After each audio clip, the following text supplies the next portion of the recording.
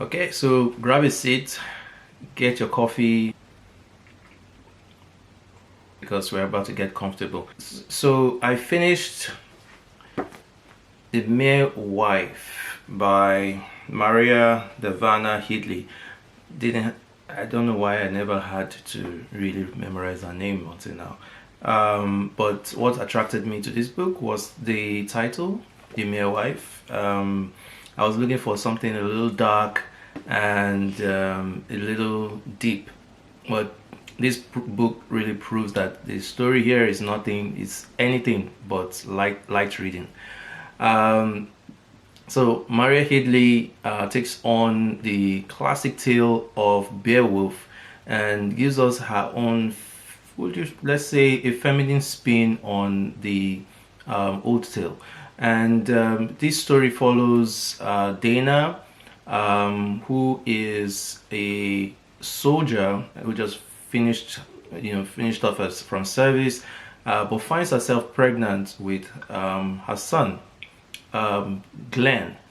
And critics or reviewers have actually drawn a very obvious comparison between this book and the old classic Beowulf. This book follows the story of Dana and her son Gren, which is short for Grendel, taking the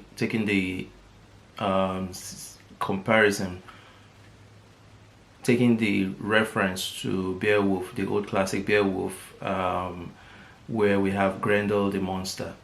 And instead of looking out for, if you went into this book looking for who is Beowulf, how does who is the hero here, I think this story actually turns that classic up on its head and brings out certain themes of gives a different spin, or takes a different spin on heroism in this case.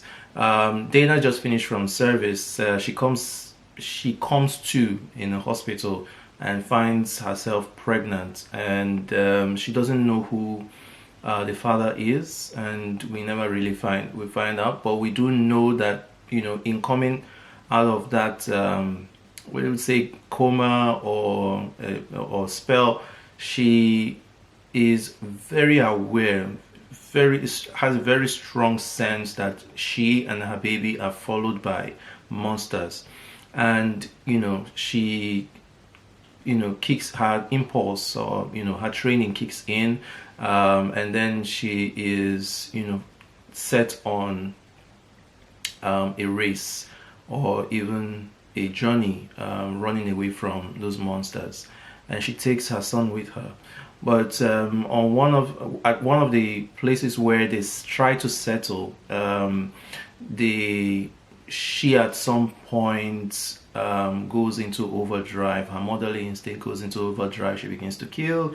But at just around this point in the book, we find that Gren actually forms a partnership or a friendship with another kid,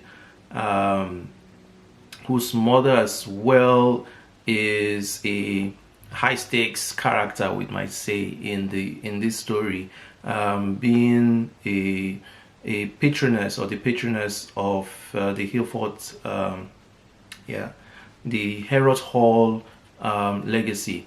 And at this point where Dana's son and Willa's son are both friends, and we find that Dana and Willa have a lot in common, but not just having a lot in common as mothers, as women, as protectors in their own rights. I think the similarities between these women actually make them even more dangerous enemies in a certain sense. But not to give so much away, I would say if you're looking to read this book once, I think you might be disappointed. If you're going into this book looking for really obvious monsters, you may not find it, because the monsters are not just are not only obvious preternatural, supernatural creatures. I enjoyed Maria's writing. She writes as in this story, especially with the opening chapter, which was beautiful.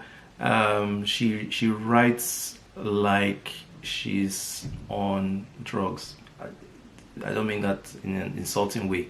I mean there is a strong element of stream of consciousness in this book at certain times that makes you feel like if Dana herself is maybe her character or her perspective is being narrated as if Dana is dreaming. But there might be a reason for this, which may be that trying to draw some allusion or some allusion to the old classic. We are being forced or being taken on this trip through a time that is not necessarily here on this plane or in this dimension. So by necessity, perhaps we are reading the mere wife as if we were dreaming, or as if we were skipping from this dimension into another dimension and then back without very obvious lines demarcating both worlds. In all, I loved the trip. Thank you. But however, I feel like I haven't really gotten out the best out of this book, and I feel I may need to read it again in order to really absorb and appreciate it as it should. The story of Beowulf is is that classic that I need to also visit, also with a view to appreciate this particular retelling even better. It turns out to be a deeper book, like I said in the beginning, a deeper book than it is. It's not a light read at all, and not something I would recommend for a summer read or something you would read on the beach, but something that you would really want to think through when encountering all the themes and all the elements that Maria puts into puts in play in writing this story. So, but great book, a great exploration of the Beowulf story, and the feminist theme really well balanced, and enlightening as well. You get to get a sense of the female psyche. That's much appreciated. But in all, thank you so much for sharing this gem of a story, and I hope that you pick up a copy of it. Okay, so since that is done, I have now the Happiness Falls by Angie Kim, which I should be done with by next tomorrow.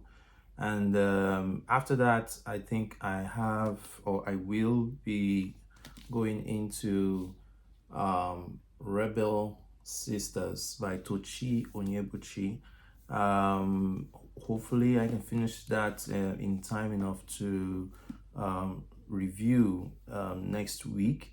And I think with those two, I have enough to be busy with for the next week, and I can't wait to dive back into this other TBR list that I have, and really itching to get into.